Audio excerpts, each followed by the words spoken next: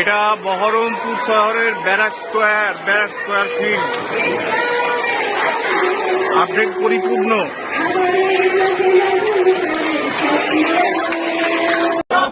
Save the savior. Security for doctors. Save the savior. Security for doctors. Save the savior. Security for doctors. Save the savior. Security for doctors. Save the savior. Security for doctors. Save the savior.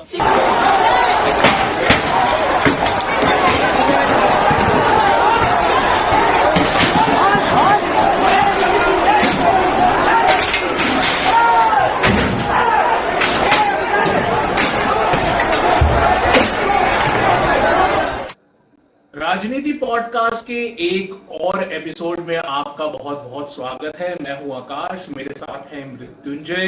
और इस podcast में हम जो है भारत की राजनीति से related जो भी हॉट टॉपिक चल रहे होते हैं उनके ऊपर हम अपना डिस्कशन करते हैं। और हम चाहेंगे कि आप भी जो है कमेंट सेक्शन के जरिए हमें बताएं कि आपकी क्या राय है भारत में इस समय जो भी टॉपिक राजनीति से रिलेटेड जो है वो चल रहा है, और उसको हम कोशिश करेंगे कि अपने प्रोग्राम में इनकॉर्पोरेट करें। तो बहुत बहुत शुक्रिया मृत्युंजय मेरे साथ जुड़ने के लिए पॉडकास्ट पे एक बार फिर से। जी बहुत बहुत धन्यवाद आकाश, और दर्शकों को भी बहुत बहुत धन्यवाद, उनको शुभकामनाएं आज 15 अगस्त की। जी, तो हम जो रिकॉर्ड कर रहे हैं वो पॉडकास्ट वो आज भारत का स्वतंत्रता दिवस है, इंडिपेंडेंस डे है। और बहुत सारी चीजें जो है आज प्रधानमंत्री नरेंद्र मोदी ने जो है लाल किले की जो प्राचीर है वहां से उनका जो है आई थिंक ये हिस्टोरिक 11th उनका जो है वो स्पीच रहा, और लोगों ने काफी ध्यान से सुना। और इस सब के बीच में प्रधानमंत्री नरेंद्र मोदी ने एक बहुत हॉट टॉपिक के ऊपर भी आज एक टिप्पणी करी कि विमेन सेफ्टी को लेकर जो है प्रधानमंत्री ने बोला, और उनका सीधा सीधा जो अटैक था वो अटैक था वेस्ट बंगाल की चीफ मिनिस्टर ममता बनर्जी के ऊपर, क्योंकि कोलकाता में पिछले कुछ दिनों से जो हालात है वो काफी काबू से बाहर हो गए हैं।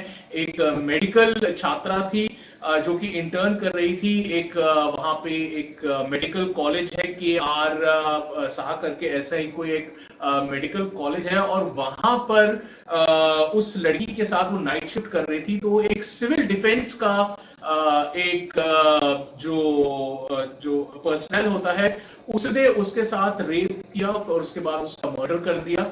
और बहुत ही भयावह जो है जो पोस्टमार्टम की रिपोर्ट्स आ रही है काफी भयावह है। और उसके बाद से जो है सिर्फ कोलकाता में नहीं पूरे इंडिया में जो है वहां पर अब प्रोटेस्ट शुरू हो चुके हैं। लेकिन अब जो नया मोड़ आया है मृत्युंजय वो काफी इंटरेस्टिंग है, क्योंकि वहां पर जो फीमेल डॉक्टर्स हैं या फिर जो लड़कियां हैं उन सब ने मिलकर एक मिडनाइट मार्च निकालने का एक जो है वो सोचा, उन्होंने वो मार्च किया भी। लेकिन उस मार्च के दौरान वहां पर कुछ असामाजिक तत्व आ गए और उन्होंने तोड़फोड़ करनी शुरू कर दी। उन्होंने जो पुलिस ने उस हॉस्पिटल के बाहर जो है बैरिकेडिंग लगा रखी थी उसको तोड़ दिया। वो उस कमरे में घुस गए जहां पर उस युवती के साथ रेप और मर्डर हुआ, और उस पूरे रूम को कंटामिनेट कर दिया है। और इसके बाद से जो है प्रेशर अब वेस्ट बंगाल गवर्नमेंट के ऊपर और भी ज्यादा बढ़ता चला जा रहा है। तो पहले तो मैं आपसे जानना चाहूंगा कि जिस तरीके से ममता बनर्जी सरकार ने इस पूरे केस को हैंडल किया,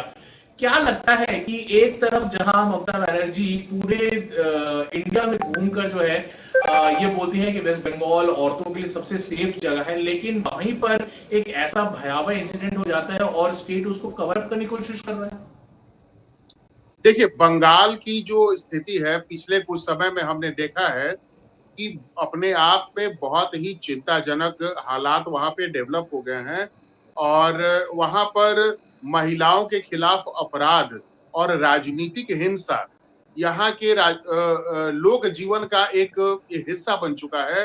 और वहां के खून में ही एक तरह से ऐसा है जैसा लगता है कि हिंसा दौड़ रही हो। जैसे अभी जो बंगाल में डॉक्टर के साथ हुआ है, तो बहुत ही ब्रूटल तरीके से ये उस महिला डॉक्टर के साथ बलात्कार करके और उनकी हत्या की गई है। जी, और ये तो ऐसी घटनाएं अपने आप में समाज के लिए एक कोढ़ जैसी हैं। और कोढ़ में भी अगर हम कहें कि एक खाज, यानी एक ऊपर लेवल पे वो कोढ़ पहुंच गया कब, जब प्रशासन का रवैया बड़ा ही ढुलमुल होता है और सब कुछ दबाने की कोशिश की जाती है। जी, इस मामले में भी ये दिखाई दे रहा है कि राज्य सरकार एक तरफ तो वो कहीं से भी बहुत गंभीर दिखाई नहीं दे रही कि जल्दी से पीड़िता को, उसके परिवार के लोगों को न्याय हासिल हो।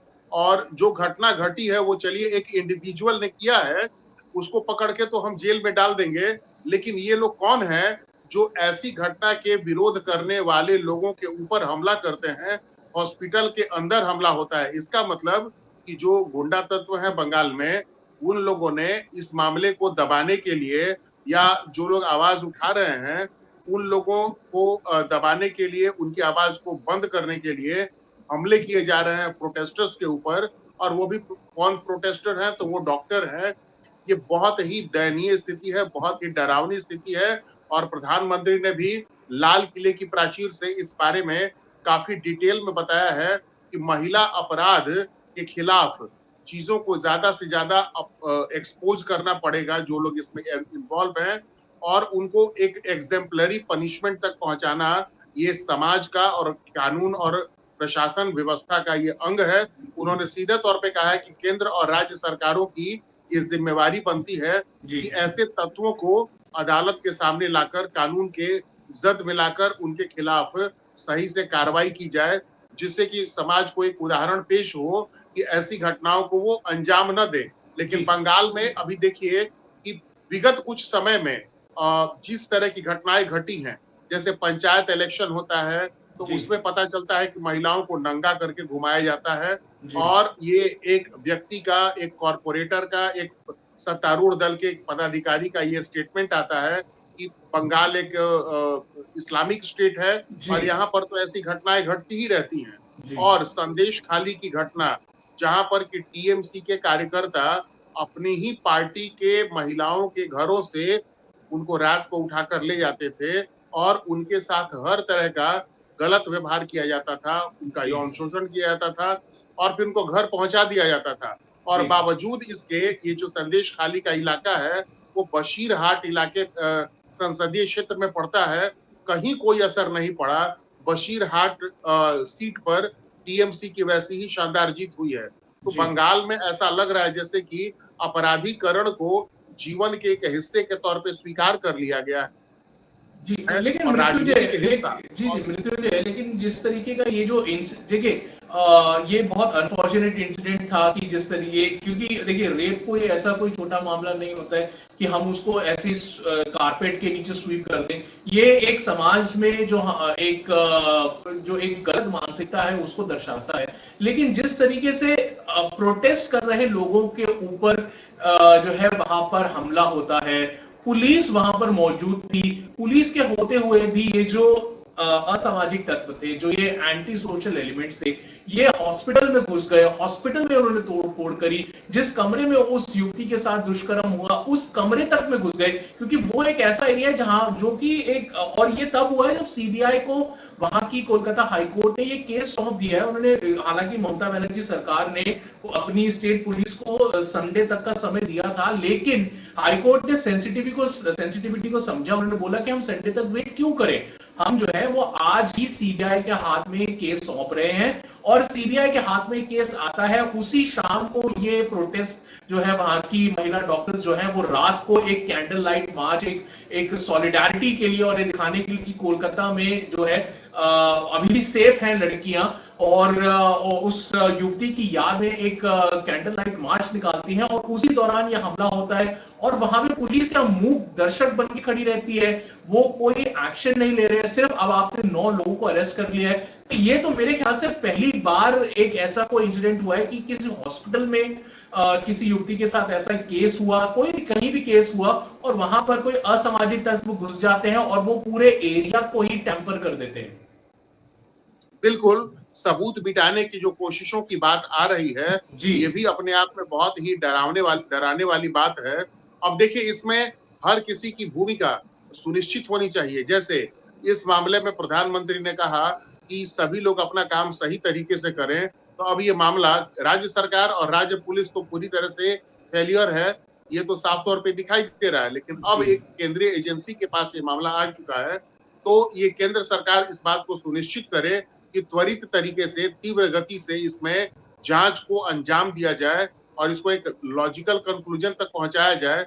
अदालत में टाइम फ्रेम के तहत एक सारे सबूत पेश हों और जितनी बातें सामने आ रही हैं कि उसके साथ, हालांकि जो व्यक्ति पकड़ा गया वो अकेला पकड़ा गया है, जी लेकिन बात आ रही है कि उस महिला के साथ, मृतक महिला के साथ, डॉक्टर के साथ गैंग रेप हुआ है। जी तो वो इस बारे में जो लोग अभी इसमें इन्वॉल्व हैं और इस मामले को दबाने की जो लोग कोशिश कर रहे हैं, हर किसी को सजा मिले। और इसमें राज्य सरकार अगर किसी तरह का अड़ंगा अपनाती है, तो केंद्र सरकार के पास कई सारे संवैधानिक इंस्ट्रूमेंट्स हैं, जिसमें जी धारा 356, धारा 355 है। राज्य सरकार को सख्ती से इंस्ट्रक्शन दे करके और उनको गलत करने से रोका जा सकता है। तो जी केंद्र को भी ऐसे इंस्ट्रूमेंट्स का इस्तेमाल करना होगा, अपनी एजेंसी के जरिए सही से जांच करानी होगी। और राज्य सरकार का मामला तो दुखद है ही, सबसे बड़ी इसमें दुखद स्थिति है विपक्ष की, जी क्योंकि विपक्ष के मामले में ये देखा जाता है कि अगर कोई घटना सत्तारूढ़ दल के द्वारा शासित राज्य में होती है, तो वहां पर पूरी विपक्ष के द्वारा कैंप कर दी जाती है, लोकसभा से लेकर राज्यसभा से लेकर के, और सड़क तक पर ये लोग बहुत ज्यादा तांडव मचाते हैं। जी अभी हाल में हमने देखा कि कैसे राज्यसभा में एक महिला विपक्ष से जुड़ी हुई, विपक्षी पार्टी से जुड़ी एक महिला सदस्य, सिर्फ नाम को लेकर उन्होंने हंगामा किया जी और वो मुद्दा एक बड़ा मुद्दा बना और उस मुद्दे पर उपराष्ट्रपति को के साथ बहस हुई और वो बड़ा दुखद तरीके से बने वो बहस हुआ। जी कहीं से भी वो शोभनीय नहीं था, अशोभनीय तरीके से ये सब कुछ हुआ। लेकिन इतनी बड़ी घटना घट गई और वही फेमिनिस्ट कहलाने वाली उन्हीं समाजवादी पार्टी की सांसद ने अभी तक कुछ नहीं कहा है। जी इसके अलावा विपक्ष के बहुत सारे लोग चुप्पी साध के बैठे हुए हैं। उत्तर प्रदेश में भी 2 मामले अभी सामने आए हैं, जी उस पर बिल्कुल भी लेकर विपक्ष ने चुप्पी साध रखी है। तो ये लॉ एंड ऑर्डर का मामला, ये पार्टी अपने और सिंबल देख करके अगर हल होने लगे या उस पर आवाज उठाने की प्रक्रिया चलने लगे और इस तरह से गंदी राजनीति हो, तो आम आदमी कहाँ जाएगा? कोई सुरक्षित नहीं होगा। जी एक महिला डॉक्टर 36 घंटे तक लगातार अपनी सेवा देने के बाद जब आराम करने जाती है उसी हॉस्पिटल के किसी सेमिनार हॉल में, वहां पर वो सुरक्षित नहीं है और उसके साथ बड़ी ही ब्रूटल तरीके से इस तरह की घटना को अंजाम दिया जाता है। ये भारत में इतने सारे राज्य हैं, इतने बिल्कुल राज्यों में ऐसी घटनाएं कहाँ होती हैं? और देखिए मृत्युंजय, अब क्योंकि देखिए डॉक्टर्स का एक नोबेल एक प्रोफेशन होता है। हमें याद है कोविड के टाइम में किस तरीके से नॉन स्टॉप तरीके से डॉक्टर्स ने वहां पर सेवाएं दी हैं अपनी पेशेंट्स को लेकर, और प्रधानमंत्री नरेंद्र मोदी ने और उनके साथ साथ सभी ने पॉलिटिकल बैरियर्स से दूर हट के सभी ने जो है डॉक्टर्स की काफी सराहना करी। लेकिन अब जिस तरीके का ये जो मामला सामने आया और जिस तरीके से जो है गवर्नमेंट जो है स्टेट गवर्नमेंट जिस तरीके से पर्दा डालने की कोशिश कर रही है, देखिए आपकी पॉलिटिकल लीनियज अलायंस कहीं भी हो सकती है, लेकिन जिस तरीके से हमें याद है जिस तरीके से यूपी में हाथरस में जो बहुत एक ऐसा ही कुछ ऐसा केस हुआ था, एक बच्ची के साथ वहां पर दुष्कर्म हुआ था, और उसके बाद किस तरीके से राजनीति जो है वो गर्म हो गई थी। दिल्ली से अरविंद केजरीवाल भाग रहे हैं हाथरस वहां पर जाने के लिए, और वहां पर राहुल गांधी, प्रियंका गांधी जो है वो जा रही हैं। लेकिन अभी तक राहुल गांधी का सिर्फ अब एक स्टेटमेंट आया है 4 दिन के बाद। उन्होंने बोला है कि ये बहुत ही हॉरिबल घटना है। तो सिर्फ एक अब उनको मन नहीं करता है कि अब वो जरा जाएं, क्या कहते हैं, कोलकाता जाएं, जरा वहां पर जाकर उस महिला की माता पिता से बात करें, क्योंकि अब मेरे को लगता है वहां पर उनको ब्राउनी पॉइंट्स नजर नहीं आ रहे हैं शायद राहुल गांधी को। एग्जैक्टली, क्योंकि वहां पर उन्हें उस पार्टी के खिलाफ खड़ा होना पड़ेगा जो कि इंडी अलायंस के अंतर्गत एक मजबूत धड़ा है, और राहुल गांधी के अंदर इतना नैतिक साहस नहीं है कि तृणमूल कांग्रेस की शक्ति के सामने वो खड़े हो सके। हाँ, वो सिर्फ और सिर्फ लोकसभा में उदंडता को बढ़ावा देने वाली गतिविधियों को अंजाम तो जरूर दे सकते हैं, लेकिन वो इतना नहीं कर सकते। वो राजनाथ सिंह पर हमला करेंगे, वो सरकार के एक एक फैसले पर कि शहीदों के शहादत पर सवाल उठाएंगे, जी कई तरह की बातों पर, लेकिन वो ये नहीं करेंगे कि एक पीड़िता के माता पिता से जाकर के मिले और उनको ढाढ़स बंधाए और सरकार से न्याय की बात करें, क्योंकि इसमें अगर उनके पास तो दोहरा मुद्दा है, वो राज्य सरकार को भी घेर सकते हैं और केंद्र सरकार को भी घेर सकते हैं जी बिल्कुल। अगर ईमानदारी से ऐसे मुद्दे को उठाएं। लेकिन राहुल गांधी को छोड़िए, जो विपक्ष की पत्रकारिता करने वाले यानी सरकार विरोधी पत्रकारिता करने वाला जो जमात है, उसमें मैं नाम लेकर कहूंगा, पुण्य प्रसून वाजपेयी हैं, रवीश कुमार हैं। आपने देखा होगा उन्होंने कितने वीडियोस या कितनी स्टोरीज तैयार की है और उन्होंने डाली है। जी अभी एक तो ये सब के सब भारत में एक तरह का नैरेटिव सेट करने की केवल कोशिश करते हैं सरकार विरोधी, और कहीं ना कहीं ये राष्ट्र विरोधी हो जाते हैं सरकार का विरोध करते करते। जी लेकिन वहीं एक आम नागरिक जो अपॉलिटिकल है, जिसका ना तो सत्तारूढ़ दल से संबंध है ना प्रतिपक्ष से संबंध है, एक डॉक्टर है जो जन सेवा का काम करने वाली एक इंसान, और उसके साथ इतना जघन्य कांड किया जाता है। मुख्यमंत्री, प्रांत की मुख्यमंत्री चुप हैं और विरोध करने वाले डॉक्टरों के ऊपर और सिविल सोसाइटी के ऊपर हॉस्पिटल के अंदर घुस करके और गुंडा तत्व इस तरह की घटनाओं को अंजाम देते हैं। उसके पहले देखिए, बंगाल की स्थिति सच में बहुत नाजुक है। प्रधानमंत्री ने जो कुछ भी कहा है वो ठीक है, स्वागत योग्य है, मैं मानता हूं। लेकिन प्रधानमंत्री ने भी एक तरह से काफी हद तक लोगों को निराश किया है। ऐसी भावनाएं उभर के सामने आ रही हैं, क्योंकि इसके पहले आपने देखा होगा कि ईडी के लोगों के ऊपर हमले हुए हैं। महिला अधिकारी, ईडी की महिला अधिकारी के ऊपर पत्थरबाजी हुई है, किसी का सिर फूटा है और अधिकारियों को भागना पड़ा है। उसके पहले मतलब ये हमें यहाँ तक याद है कि जब वहां पर असेंबली इलेक्शंस हुए थे और बीजेपी की हार हुई थी, तो किस तरीके से वहां पे बीजेपी के वर्कर्स के साथ किस तरीके का वहां पर उनको चुन चुन के जो है उनको टारगेट किया जा रहा था। और वहां पर जो बीजेपी के स्टेट जो प्रेसिडेंट है, चीफ थे, या फिर जो सेंट्रल एजेंसीज है, उनकी तरफ से कोई एक्शन नहीं लिया गया, बीजेपी के सेंट्रल कमांड की तरफ से कोई एक्शन नहीं लिया गया। तो ऐसा लग रहा था कि शायद उन्होंने वहां पर जो है अपने कार्डर को एकदम से खुला छोड़ दिया है वहां पर। तो उसकी भी काफी निंदा हुई थी उस समय। और आप बिल्कुल सही कह रहे हैं कि कई बार जो है प्रधानमंत्री नरेंद्र मोदी या फिर जो बीजेपी का शीर्ष नेतृत्व है वो सिर्फ लिप सर्विस करके चले जाते हैं, लेकिन ग्राउंड तक उसका पेनिट्रेशन होता है कि नहीं होता है वो शायद वो नहीं देखते हैं या फिर उसको एनालाइज नहीं करते हैं। तो यहाँ पर ये थोड़ा एक जो है मैं कहूंगा कि सेंट्रल गवर्नमेंट की भी जो है वहां पर थोड़ी लैप्स है। पीड़ादायक स्थिति है। आकाश, मैं यहाँ पर आपको बताना चाहूंगा कि ममता बनर्जी जो है वो जग जाहिर है कि पंचायत इलेक्शन से लेकर के और राष्ट्रीय इलेक्शन या जो जनरल इलेक्शन होता है, सभी इलेक्शंस में और रोजमर्रा की राजनीतिक जीवन में भी हम जो हिंसा का स्तर देखते हैं वहां पर, वो तो अपने आप में है ही। भारत में इतना ज्यादा घुसपैठ हो रहा है कि बंगाल में घुसते हैं और हरियाणा में उनकी बस्तियां बस जाती हैं उन लोगों की जो बंगाल की सीमा से भारत में घुसते हैं, और उनकी बस्ती बस जाती है हरियाणा के किसी बंजर इलाके में, राजस्थान के बंजर इलाके में। और केंद्र सरकार ऐसा लगता है कि हाथ पर हाथ धरे बैठी है। केंद्र सरकार हाथ पर हाथ धरे बैठी है।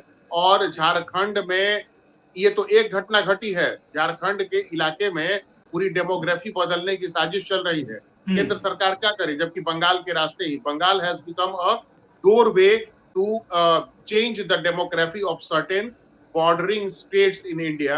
तो ये बहुत ही ज्यादा खराब स्थिति है।